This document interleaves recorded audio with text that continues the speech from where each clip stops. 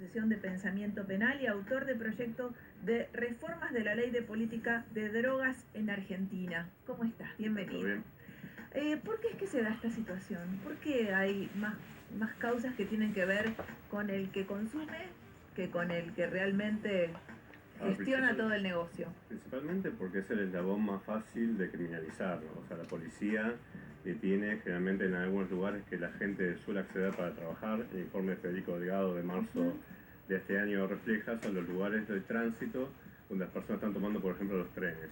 Ahí, por una cuestión de actitud sospechosa, que es lo que podríamos llamar cara de expediente, o sea, por una cuestión de visibilizar a una persona supuestamente con una actitud sospechosa para criterio policial, son detenidas las personas y requisadas, y ahí se encuentra generalmente algún estupefaciente que es para consumo personal. Sí. Cabe aclarar que la ley argentina, o sea, criminaliza el consumo personal más allá de que la Corte Suprema en este año estamos cumpliendo 30 años del fallo Basterrica de la Corte Suprema, que ya declaró por primera vez inconstitucional la criminalización de la tenencia para consumo personal. Y eso fue repetido en el año 2009 con el famoso fallo Arriola. Hace 7 años que la Corte viene diciendo que esta norma tiene que ser cambiada, tiene que ser reformada. La ley data de 27 años atrás, en 1989 ya es la ley demasiado tiempo, ¿no? Demasiado tiempo, y esta situación para que, a ver, cerca de 50 personas por día son detenidas por esta conducta. Cerca de 2 personas por hora son detenidas por esta conducta, ¿no? Entonces, lo que significa es un dispendio de la actividad policial, un dispendio de la actividad jurisdiccional, enfocada a un eslabón como digo, es el más captable y más simple de criminalizar, ¿no? Exactamente. Pero es una tarea que hace, o sea, por lo que estás contando, dijiste cara de expediente, ¿no? Es como que, porque esto me imagino que el policía no es parte de la justicia, o sea, él lo que hace, ¿qué sería? Tratar de completar una planilla con detenidos, cosa de poder mostrar que está trabajando. ¿Por qué lo hace? Tal cual, o sea, es una cuestión de lo que vos decís, o sea, llenar estadística, toda esta cuestión, la vorágine de la guerra contra las drogas, que ya está perimida en todas partes del mundo, que ya varios estados donde se impulsó la cruzada contra las drogas, como Estados Unidos, se están buscando nuevos abordajes, como son la regulación del cannabis, regulación para uso medicinal, sí. En Uruguay tenemos otro ejemplo, bueno, nuevos abordajes en el mundo internacional porque la guerra contra las drogas fracasó en aquellos países que invirtieron, como Estados Unidos, 100.000 millones de dólares para la guerra contra las drogas, tiene la frontera más radarizada del mundo, tiene un muro, uno de los principales productores y de las rutas de narcotráfico como es México. Sí. Bueno, toda esta cuestión fracasa. Entonces, cuando uno tiene que llenar datos, estadísticas para seguir sustentando esta cuestión de la retórica, pues es una retórica política punitivista pura de cómo vamos a luchar contra este supuesto flagelo, ¿no? Es una cuestión de ir por ese eslabón más fácil como para hacer, bueno, tantos casos de represión para validar supuestamente este discurso de la guerra contra las drogas. Y cuando en la práctica solo el 3% de los casos son de investigación sobre el narcotráfico, ¿no? O sea, y el resto... 3%. O sea, solo el 3%, y alrededor, según las jurisdicciones, va entre un 50 y un 85% de las causas en la justicia federal que están vinculadas nada más con criminalizar a los consumidores. Justamente el informe del fiscal Federico Delgado que se nombraba recién en lo que veíamos en imágenes, tenemos algunas placas para focalizar bien y que quede claro cómo está hoy en función de este informe que fue tan claro de la Fiscalía Federal. 7 de cada 10 causas son por tenencia de drogas para consumo personal, lo que mencionábamos al principio. Pero además, en la placa que sigue, solo el 29% es por comercio de estupefacientes, o sea, por narcotráfico o casos menores, ¿no? Las causas por comercio de ese 29%, el 10% se archivó inmediatamente, esto será por cuestiones procesales, supongo, y el 90% continúa en la justicia, es decir, de las causas que se iniciaron desde 2011 hasta esta parte, en esta fiscalía, no pasó nada, siguen en la justicia todavía, no hay sentencias a este respecto, o sea, no solo hay pocos casos en los que se investiga realmente narcotráfico, sino que los que se investigan no prosperan en la justicia, o por lo menos demoran mucho. ¿Por qué se da esta situación? No, tal cual, o sea, primero por la complejidad de la investigación, como decíamos, mucho más fácil ir a un consumidor y un eslabón débil también, como podríamos decir, el tema de las mal llamadas mulas, ¿no? Las mujeres que son utilizadas como correos humanos y son prescindibles para el narcotráfico, y muchas veces se la visibilizan como para distraer una operatoria mayor. Y en ese caso tenemos, por ejemplo, 70% de las mujeres federalizadas, o sea, la justicia federal, están por el caso de mulas, y 9 de cada 10 mujeres extranjeras están por el caso de mulas. O sea, siempre se atenta contra los eslabones más débiles y estas causas que son más complejas, que requieren otros elementos de investigación mucho más complejos, básicamente, no se llega prácticamente a nada. Y hay un dato también que falta de esto: ¿qué pasa con los consumidores? El gran caudal de causas que tiene la justicia, o sea, se aplica el fallo Arriola de 2009. Y o sea, quedan en la nada. desestimadas. 100% de las causas, o sea, generalmente se aplica el fallo Arriola y dice, bueno, esto es una conducta privada de las personas que no tiene que ser criminalizada, entonces se absuelve. Ahora, a mí me pasa y me imagino que no sé, que le pasa a mucha gente. Yo ya estoy cansada de que esto no avance, ¿verdad? Yo estoy harta de este asunto porque ¿de qué la estamos jugando? ¿Qué está pasando? Ya son muchos años diciéndonos siempre lo mismo. Tal cual, o sea, le cansa hasta nosotros mismos dar el mismo discurso una y otra vez y lo estamos llevando hace mucho tiempo.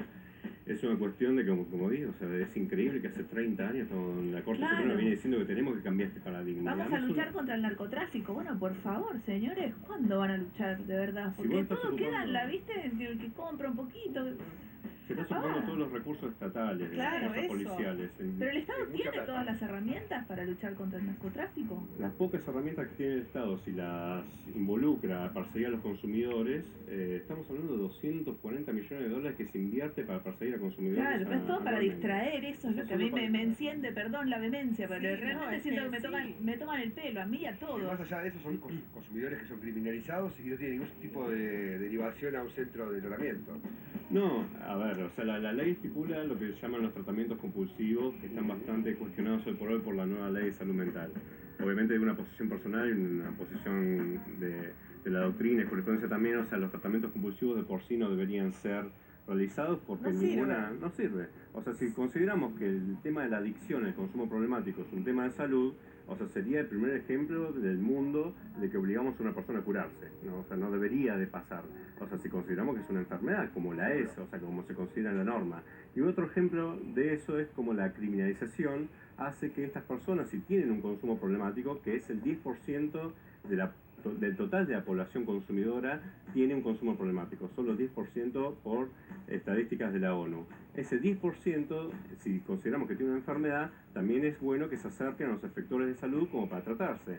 Ahora, si esas personas las consideramos que son delincuentes, criminales, y tienen miedo de ser criminalizados, obviamente que no se van a acercar a los efectores. Entonces el ejemplo primero, la regla básica como para decir, bueno, a estas personas debemos dejar de verlas como delincuentes, dejemos de verlas como unas personas que eventualmente cometen conductas antisociales y demás, que no lo son, o sea, son el común de la población, o sea, que consume una sustancia psicoactiva como muchos de nosotros consumimos alcohol, tabaco, el café, cacao. O drogas recetadas, ansiolíticos y demás cosas que ahora, la clave está en esta ley vetusta que fue cuestionada en innumerables casos por la Corte Suprema. ¿Por qué no se cambia?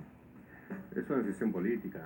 Claramente muchas veces hubo avances al respecto en el debate. Allá por 2012 hubo un debate bastante importante cuando empezó una decisión de coraje político y terminaron un poco con esta retórica, porque es muy fácil vender de la política la guerra contra las drogas como este enemigo de consenso que todos estamos de acuerdo a combatir. Obviamente que estamos en contra de lo que sería el crimen organizado, las mafias, etcétera. Todo eso estamos en contra. Ahora, si vos estás ilegalizando, prohibiendo determinadas sustancias que la población sigue demandando, o sea, porque la demanda es inelástica, siempre va a haber alguien que lo ofrece. En ese sentido, ¿quién es mejor? Que lo regule las mafias, o sea, con todo lo que está pasando, por ejemplo, en Colombia, México, vemos algún indicio que está sucediendo en Argentina, o que lo regule el Estado, como está sucediendo en algunos estados de Estados Unidos, como el ejemplo de Uruguay. Es mejor monopolizar la regulación por parte del Estado, por ejemplo, el tema del cannabis, ¿no? ¿Y funciona, según la experiencia, por ejemplo, de Uruguay? En Uruguay está funcionando, o sea, obviamente es una experiencia bastante nueva y hay que esperar un tiempo como para tener estadísticas serias al respecto. Todavía no hay números.